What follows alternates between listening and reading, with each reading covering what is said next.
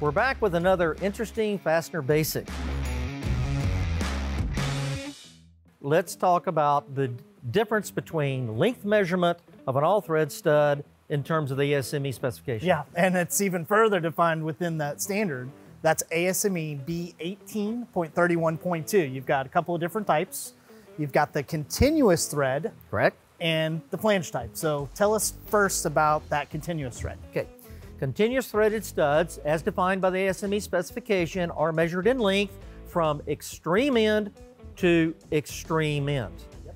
You will have a chamfer that is inside the length measurement before your threads start. Extreme end to extreme end on what's defined as a continuous threaded stud. Exactly right.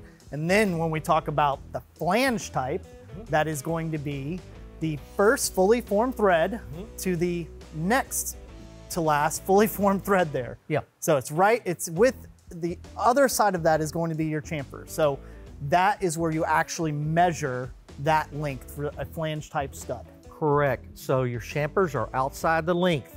So full thread, and that's full formed thread, by the way.